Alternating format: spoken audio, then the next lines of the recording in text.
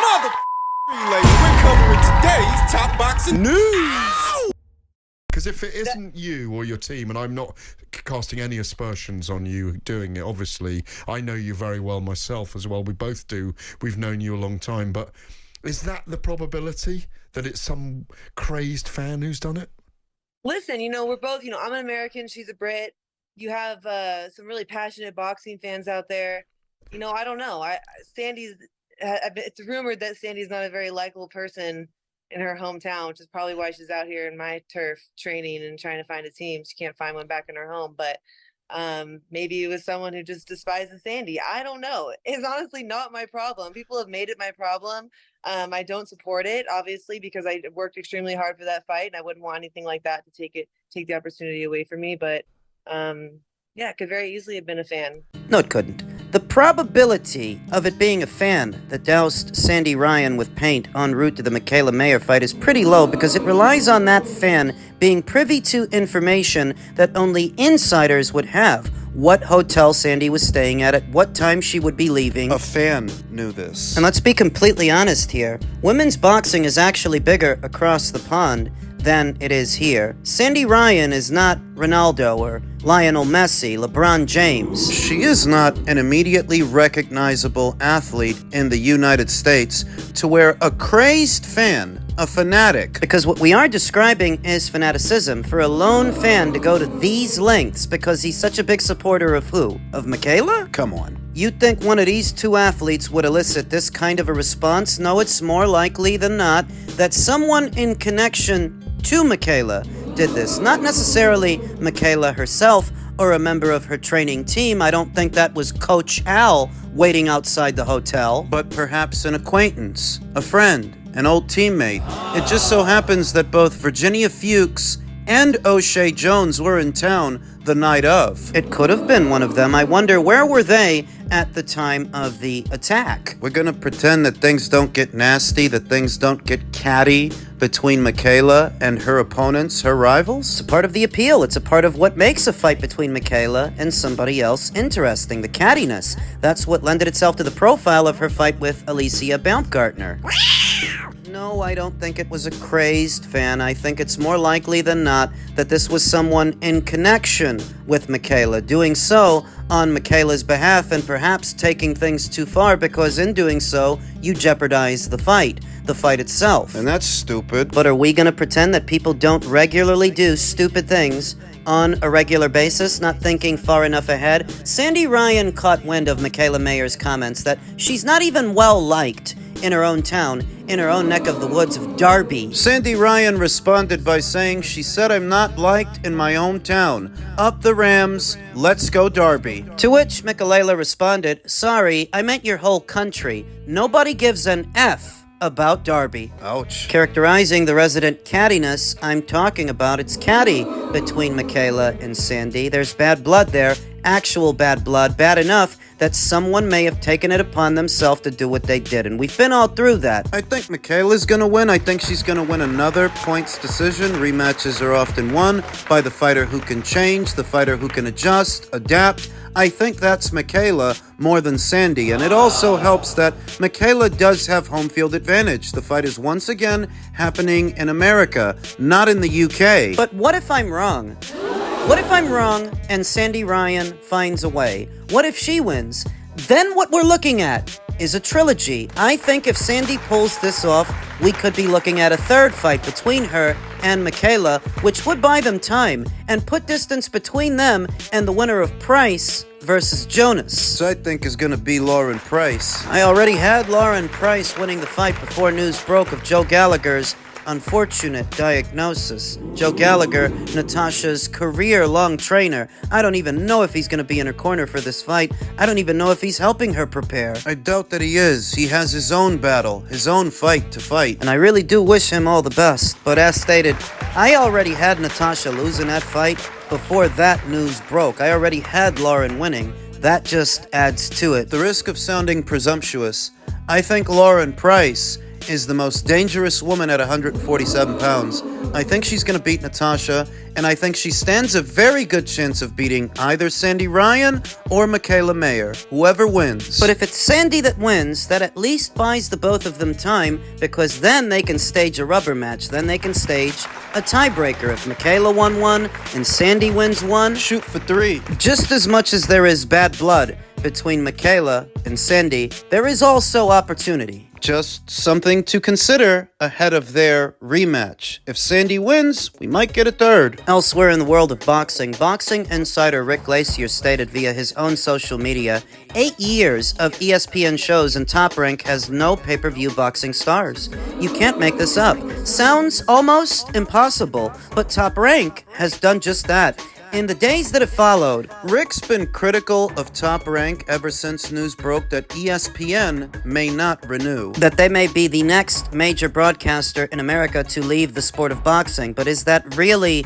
Top Rank's fault when he says that they haven't produced a pay-per-view star in the 8 years they were on that network? While that is true, is that their fault? Have they lost the magic? The same Top Rank that brought you Oscar De La Hoya, Floyd Mayweather, Manny Pacquiao, Miguel Cotto. What happened in the 8 years that they were on ESPN that they didn't produce pay-per-view draws and marquee attractions like they used to? Well, something is different. Something did change in this era that is now coming to a close that was not evident in the previous ones. What? The PBC. You don't think it's a stretch to make this their fault? Not when you consider how much more divided the sport of boxing became in the last 8 or 9 years, the last decade really, ever since the inception of the PBC. When fights that need to happen don't happen because these guys fight over here and those guys fight over there. We never got Stevenson versus Kovalev as a result of that, and that's just one of many examples. You're thinking to yourself, what does that have to do with Top Rank's ability to groom and develop pay-per-view stars? What's the PBC got to do with that? Well, I think Terrence Crawford had all the potential to become that pay-per-view attraction, that pay-per-view star, if not for being frozen out by the PBC and their welterweight stable, Danny Garcia, Keith Thurman. I think he could have been a pay-per-view attraction if the right fights would have happened at the right time. The viewing figures tell the story. Terrence Crawford, upon becoming undisputed champion at 140, was riding high, and his metrics, his numbers were up. And look at the numbers for his fight with Jose Benavidez. That was the most watched fight, not just in boxing, but in all of combat sports that year. That includes MMA. That when Terrence first arrives in the welterweight division, he was well on his way to becoming a box office attraction, if not for being frozen out by the PBC, who didn't want to make a Garcia fight, didn't want to make a Thurman fight, dragged their feet when it came to the Spence fight. Sean Porter was on the verge of retirement by the time that fight got made. Remember that Terrence Crawford was a fighter that Top Rank and ESPN were heavily invested in. So much so, he was guaranteed in excess of $3 million a fight. So this is the guy they wanted to become their pay-per-view star. But he can't do it on his own. Takes two to tango. You need the dance partners. People often tell the story of Floyd Mayweather and all the success that he had on pay-per-view as if he was selling those things by himself. It helps that you're fighting Oscar De La Hoya.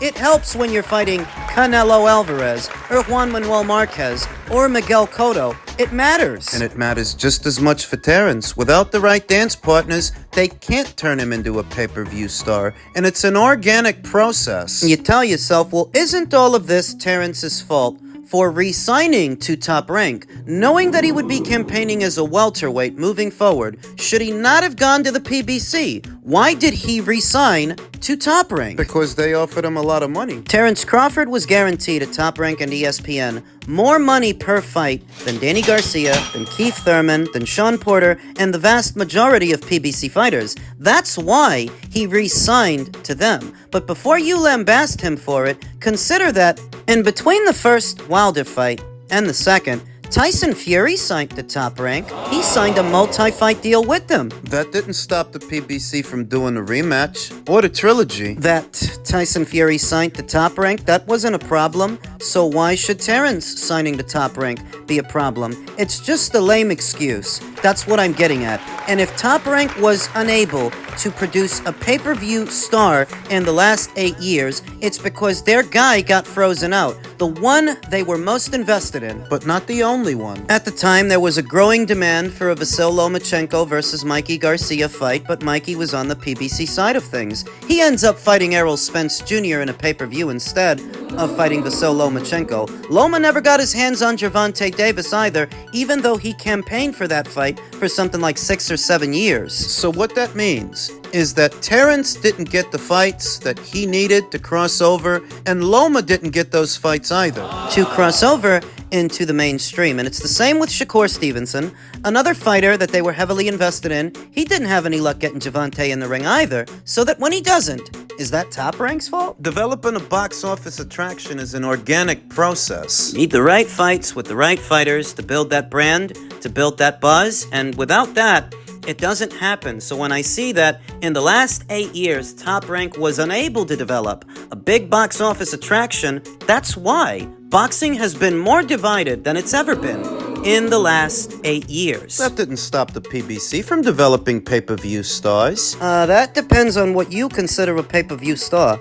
If a guy can carry a pay-per-view off his name alone and bring in excess of 300,000 buys, that guy's not a pay-per-view star. You're not a star at all. Just the act of being on pay-per-view doesn't make you a star. If that's the case, is Tim Tszyu a pay-per-view draw in America? Is Sebastian Fundora? Are they stars? Were the Charlo brothers, when they were on pay-per-view in 2020, what did that sell? What do David Benavidez's pay-per-views sell? What do Gervonta's? What did the Frank Martin fight do, and what's the Lamont Roach fight going to do? But when Rick Glaser says 8 years have come and gone, and Top Rank has not produced a box office draw, neither has the PBC.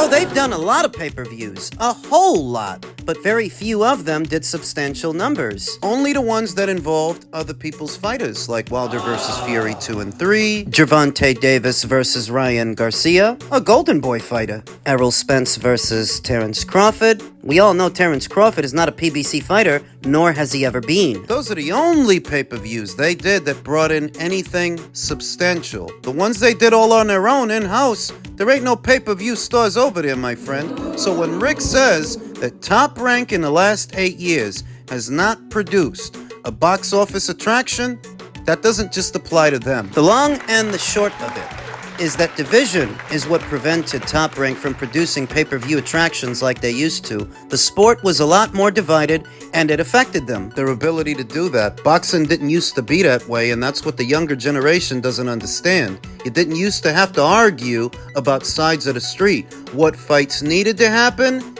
did happen with regularity. And that is what changed. No matter how many different outfits pop up in the same market, it's still the same pool of fighters. And if they're not fighting each other with regularity, it affects the whole market in its entirety. And that's what's happened in the last 8 years, and that's a part of what has led to boxing's decline in America.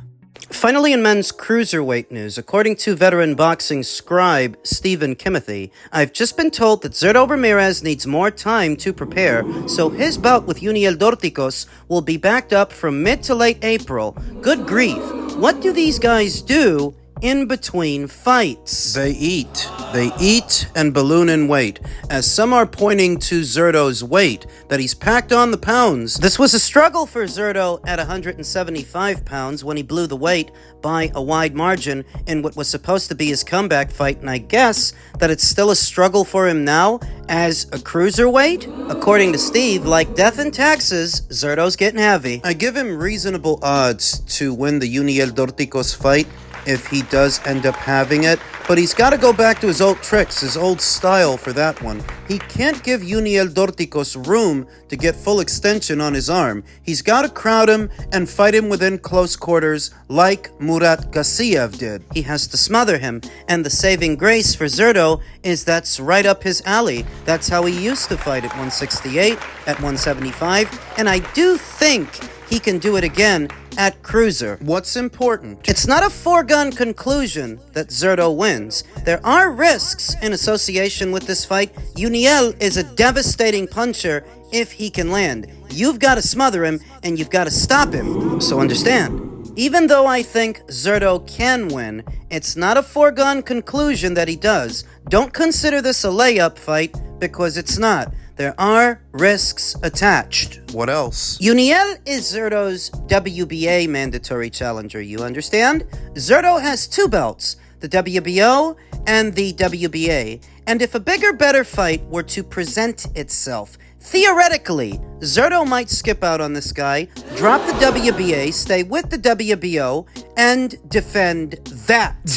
What bigger, better fight, you ask? A David Benavidez fight. That's a bigger fight than this fight. That'd be a decent-sized fight here in America. A Mexican national versus a Mexican American. You can definitely sell it. What this latest snafu in the Dorticos fight has brought to mind is that Zurdo can always drop that belt to skip out on this fight. If something better comes along, he can do that. Suddenly, Uniel Dorticos is not his problem anymore.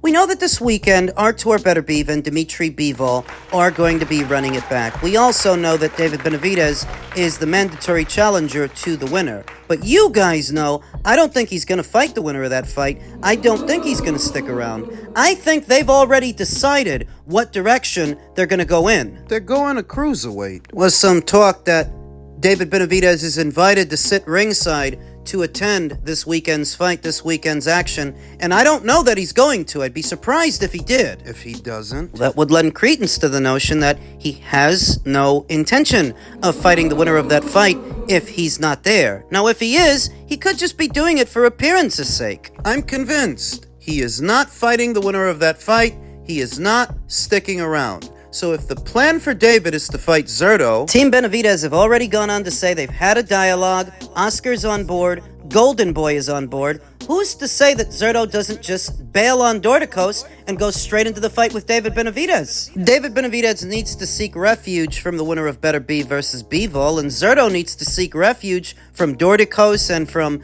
Jai Opataya. That, compared to them, the David Benavidez fight is a more winnable fight because David ain't knocking nobody out. Mexican monster my ass. I think a monster would have been able to knock out David Morrell and Vojdik and Caleb Plant. Zurdo may look at David as a more winnable fight than the others because he'd be new to the cruiserweight division. He certainly isn't knocking people out the way that he used to at 168. Just something to think about.